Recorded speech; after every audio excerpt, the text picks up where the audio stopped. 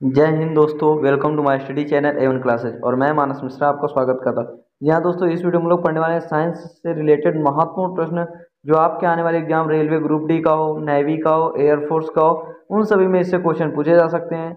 अग्निवीर की कोई भी भर्ती हो दोस्तों, इसमें से क्वेश्चन आ सकते हैं। वीडियो बहुत ही ज़्यादा इंपॉर्टेंट है आपके एग्जाम व्यू, तो चैनल को सब्सक्राइब कर लीजिए। अगर सब्सक्राइब नहीं किया है, बेल आइकन ऑन कर लीजिए जिससे हमारे आने वाले नोटिफिकेशन आपको मिलते रहें। चलिए दोस्तों वीडियो को स्टार्ट करते हैं। हमारा पहला प्रश्न है, जीव तथा जंतु विज्ञान का जनक किसको कहा जाता है? तो ये अरस्तु को कहा जाता है।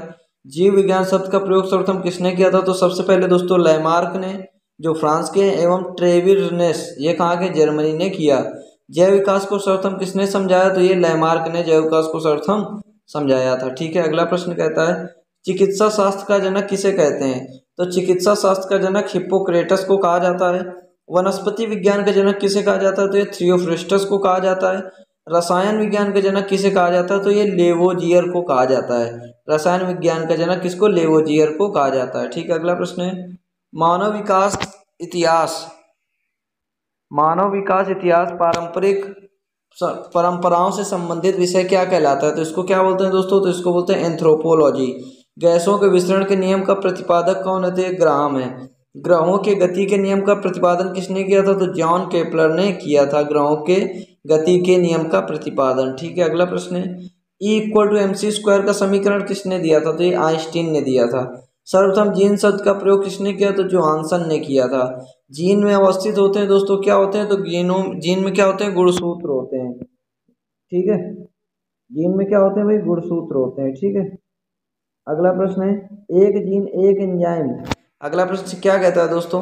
एक जीन एक एंजाइम सिद्धांत को किसने प्रतिपादित किया था? तो बीडल एवं टैटम ने। खून का रंग लाल क्यों होता है? तो ये हीमोग्लोबिन के कारण ब्लड का रंग जो क्या होता है दोस्तों? लाल होता है। हीमोग्लोबिन में पाया जाने वाला तत्व है, तो हीमोग्लोबिन पाया जाता है तो लोहा यानी आयरन पाया जाता है। ठीक है, अगला प्रश्न है, हीमोग्लोबिन यौगिक है, किसका यौगिक है? तो ये प्रोटीन का है। खून थक्का नहीं जमता है, किसमें? हीमोफीलिया रोग में। शरीर के अंदर रक्त को जमने से कौन रोकता है? तो हिपैरिन तथा हिपैरिन नामक एक प्रोटीन है जो शरीर के अंदर रक्त को जमने से क्या करता है? रोकता है। अगला प्रश्न है, हिपैरिनी नामक प्रोटीन का उत्पादन कहाँ होता है? तो ये यकृत द्वारा होता है, यानी यकृत करता है दोस्तों, यानी यकृत का मतलब लीवर दोस्तों आपका करता है। रक्त का अध्ययन क्या कहलाता है? तो हेमाटोलॉजी क्या कहलाता है? रक्त का अध्ययन। रक्त के थक्का बनने में क्या सहायक है? तो दोस्तों से प्लेटलेट्स सहायक होती हैं। ठीक है, प्लेटलेट्स। अगला प्रश्न है, प्लेटलेट्स की मृत्यु होती है कहाँ? प्लिया में दोस्तों, इसको स्प्लीन बोलते हैं इंग्लिश में, प्लिया को। ठीक है, तो इसको शमशान गाह भी कहा जाता है। कहाँ पर होती है? प्लिया में। रक्त का थक्का जमने में सहायक विटामिन कौन सी है? तो विटामिन के। रुधिर का तरल भाग होता है प्लाज्मा। रुधिर के तरल भाग को क्या कहते हैं भाई? प्लाज्मा कहते हैं। ठीक है, अगला प्रश्न है, रक्त का कितना % भाग प्लाज्मा होता है? तो रक्त का कितना % भाग प्लाज्मा होता है? तो 60% भाग प्लाज्मा होता है। अगला प्रश्न है, पदार्थ की चतुर्थ अवस्था क्या कहलाती है? तो प्लाज्मा कहलाती है। रक्त में पाई जाने वाली धातु कौन सी है? तो ये दोस्तों ये लोहा। रक्त में कौन सी धातु पाई जाती है? तो आयरन। ब्लड बैंक कहलाता है, किसको बोलते हैं? स्प्लीन को क्या बोलते हैं? ब्लड बैंक, यानी प्लिया को। आरबीसी का कब्रागाह किसे कहते हैं? तो इसी को बोलते हैं, प्लिया को, यानी स्प्लीन। ब्लड बैंक में रक्त को सुरक्षित रखा जाता है कितने? 40 डिग्री फ़ारेनहाइट पर ब्लड को सुरक्षित रखा जाता है। अगला प्रश्न है, रक्त समूह कौन कौन से होते हैं भाई? तो रक्त समूह होता है आपका ए, बी, ए बी और ओ, ये 4 टाइप्स के दोस्तों आपके रक्त समूह होते हैं। इनकी खोज किसने की थी? तो लैंड स्टीनर ने रक्त समूह की खोज की थी। सर्वदाता रक्त समूह किसे कहते हैं? तो ओ जो है दोस्तों आपका क्या होता है? सर्वदाता होता है। और जो ए बी होता है दोस्तों, वो आपका क्या होता है? सर्वग्राही होता है। यानी सर्वदाता का मतलब जो ओ है दोस्तों सबको ब्लड दे सकता है लेकिन ले नहीं सकता है, और जो ए बी है ये सबको दे सकता है। ठीक है, सबको क्या कर सकता है? सबसे ले सकता है, सर्वग्राही बोलते हैं इसको। ठीक है, RH फैक्टर किससे संबंधित है? तो ये रक्त से संबंधित है। RB फैक्टर के खोजकर्ता कौन है? तो ये हैं आपके दोस्तों लैंड स्टीनर एवं वीनर। ये किसके? RB फैक्टर के खोजकर्ता हैं। रक्तचाप नियंत्रित होता है किससे? एड्रिनल ग्रंथि से। दोस्तों क्या होता है? रक्तचाप क्या होता है? नियंत्रित होता है। रक्त को कौन शुद्ध करता है? तो दोस्तों रक्त को किडनी शुद्ध करती है। रक्त के शुद्धिकरण की प्रक्रिया क्या है? डायलिसिस। मूत्र का निर्माण होता है वक्र में, यानी किडनी दोस्तों। ठीक है, किडनी का भार कितना होता है दोस्तों? तो किडनी का भार होता है 150 ग्राम। वृक्क का भार कितना होता है दोस्तों? तो वही किडनी का भार होता है 150 ग्राम। मानव गुर्दे में बनने वाली पथरी किसकी बनी होती है? तो ये कैल्शियम ऑक्जेलेट की होती है। किसकी बनी होती है? कैल्शियम ऑक्जेलेट की। रक्त का पीएच मान कितना होता है दोस्तों? तो रक्त का पीएच मान होता है 7.4। रक्त दाब मापने वाला यंत्र है स्फिग्नोमैनोमीटर। सर्वप्रथम रक्त परिसंचरण तंत्र का अध्ययन किया था किसने? विलियम हार्वे ने किया था। ठीक है। शरीर से हृदय की ओर रक्त ले जाने वाली रक्त वाहिनी क्या कहलाती है? तो ये शिरा कहलाती है। हृदय से शरीर की ओर रक्त ले जाने वाली रक्त वाहिनी क्या कहलाती है? तो ये धमनी कहलाती है। हृदय की धड़कन का नियंत्रक है, हृदय की धड़कन का नियंत्रक है पेसमेकर। जराविक सेवन क्या है? तो ये कृत्रिम हृदय है। शरीर में ऑक्सीजन का परिवहन किसके द्वारा होता है? तो ये रक्त के द्वारा शरीर में ऑक्सीजन का परिवहन होता है। पित्त होता है, तो पित्त कैसा होता है दोस्तों? तो ये पीले हरे रंग का एक क्षारीय द्रव होता है जिसकी वजह से इसको पित्त बोलते हैं। पित्त यानी बाइल का पीएच मान कितना होता है? तो 7.7 होता है। पित्त स्रावित कहाँ होता है? तो ये यकृत द्वारा क्या होता है? स्रावित होता है। ठीक है। अगला प्रश्न है, यकृत लीवर में भविष्य के लिए भंडारित रहता है, क्या रहता है? Vitamin A. पित्त जमा होता है कहाँ? पित्ताशय में। हाइड्रोफोबिया रोग होता है किसके काटने से? तो कुत्ते के काटने से हाइड्रोफोबिया रोग होता है।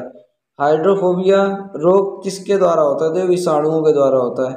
विषाणु की खोज किसने की थी? तो इवानेस्की ने विषाणु की खोज की थी।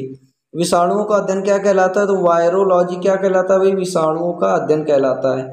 जंतुओं में होने वाले फूट एंड माउथ रोग क्या होता है? तो विषाणु के कारण होता है।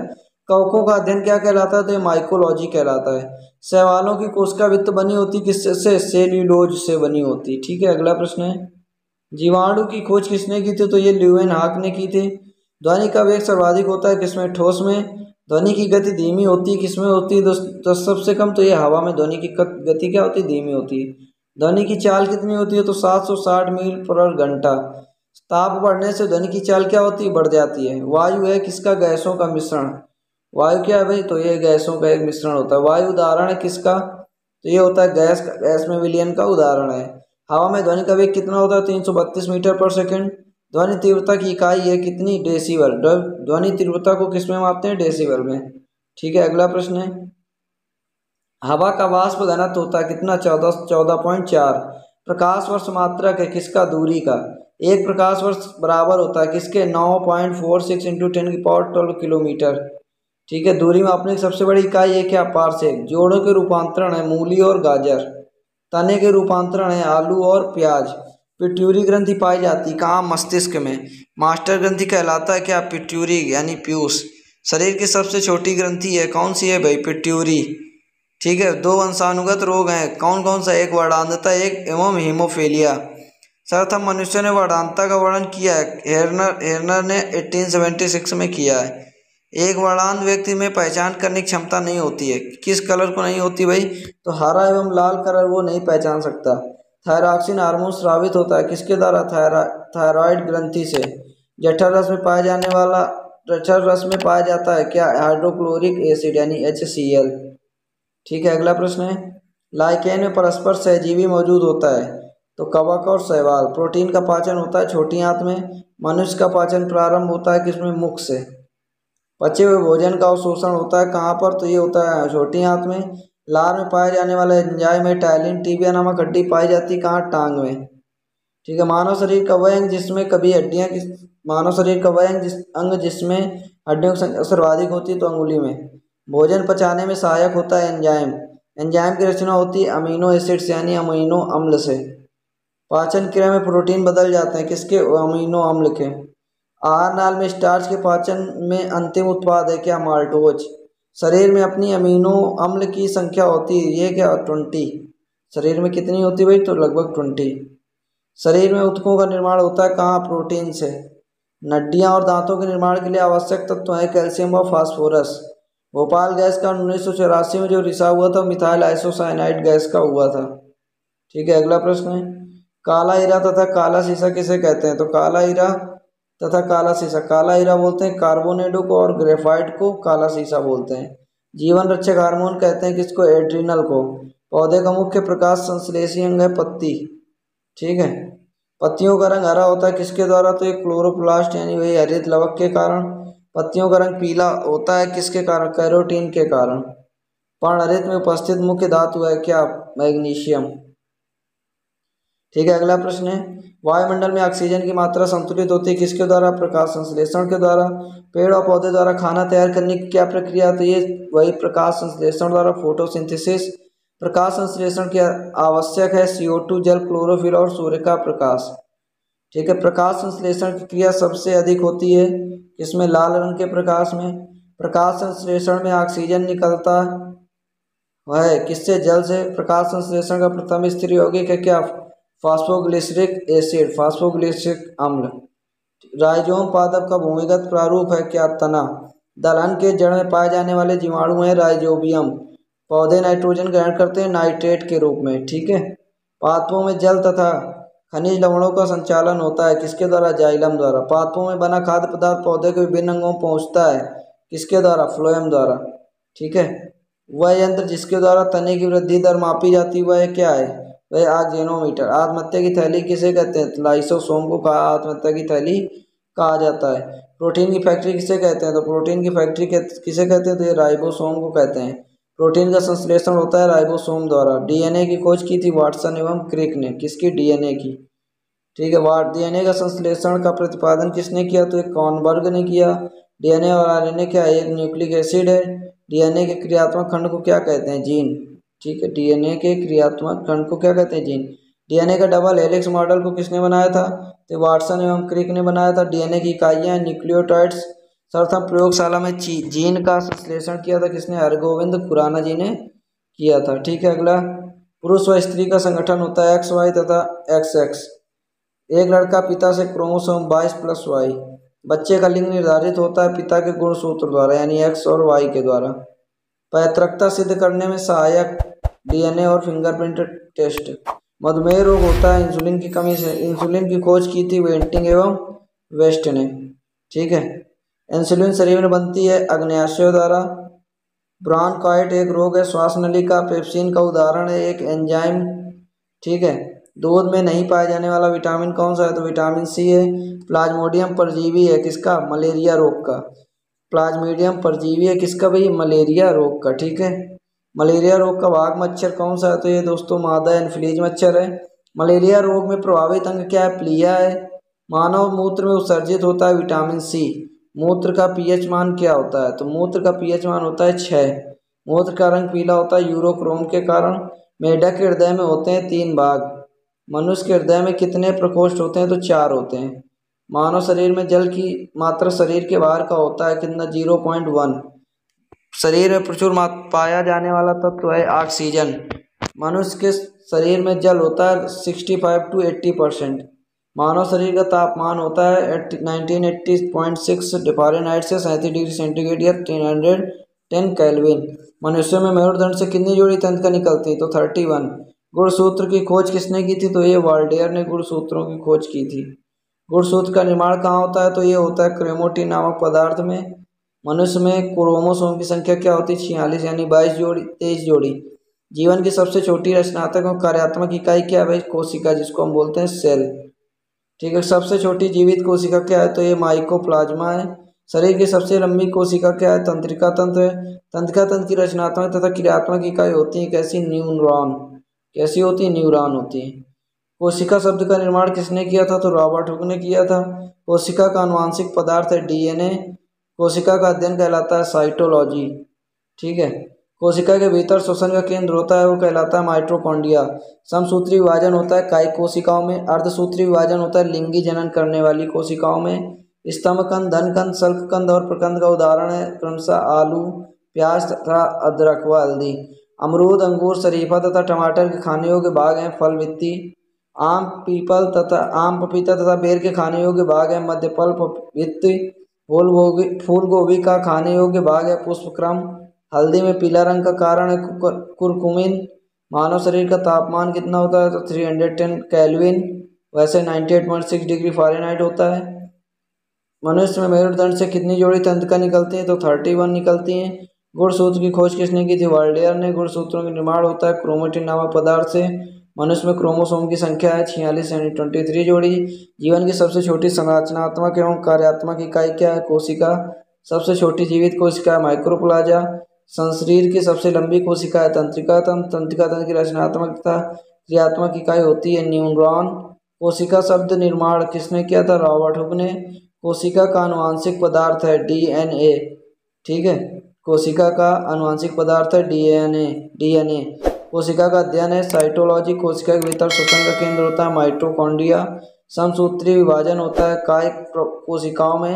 अर्धसूत्री विभाजन होता है लिंगी जनन करने वाली कोशिकाओं में। स्तंभकंद, धनकंद, शल्ककंद तथा प्रकंद का उदाहरण क्या क्या है? तो आलू, बंडा, केसर, प्याज तथा अमरूद, अंगूर, शरीफा तथा टमाटर के खाने योग्य भाग हैं। आम, पपीता तथा बेर के खाने योग्य भाग कौन सा है? तो मध्यफल वित्ती। फूल गोभी का खाने योग्य भाग कौन सा है? तो इसको बोलते हैं पुष्पक्रम। हल्दी में पीला रंग का क्या कारण है? तो कुकरमिन का कारण होता है। कुकरकुमिन के कारण हल्दी का जो कलर होता है वो कैसा होता है? पीला होता है। टमाटर में लाल रंग का कारण क्या होता है? तो भाई लाइकोपीन के कारण लाल होता है। अदरक तथा आलू के खाने योग्य भाग हैं तना। दूध में पाई जाने वाली शर्करा है लैक्टोज, ठीक है, दूध में कौन सा शर्करा पाई? लैक्टोज। सबसे लंबा कृषि है टेप वर्म। कपड़ा सुखाने तथा दूध से मक्खन निकालने वाली मशीन कार्य करती है अपकेंद्रीय बल के सिद्धांत पर। दूध से क्रीम निकालने पर घनत्व क्या करता है? बढ़ता है, यानी क्योंकि डेंसिटी बढ़ेगी, जाहिर सी बात है। एक अश्व शक्ति बराबर होता है किसके? 746 वाट के। जल का घनत्व अधिकतम तथा आयतन न्यूनतम होता है 4 डिग्री सेंटीग्रेड पर। मूल रंग कहलाते हैं नीला, लाल और हरा, ठीक है। इंद्रधनुष का निर्माण किन किन क्रियाओं के, अगला प्रश्न क्या कहता है? इंद्रधनुष का निर्माण किन किन क्रियाओं के द्वारा होता है? तो यह प्रकाश का पूर्ण आंतरिक परावर्तन और अपवर्तन के द्वारा होता है।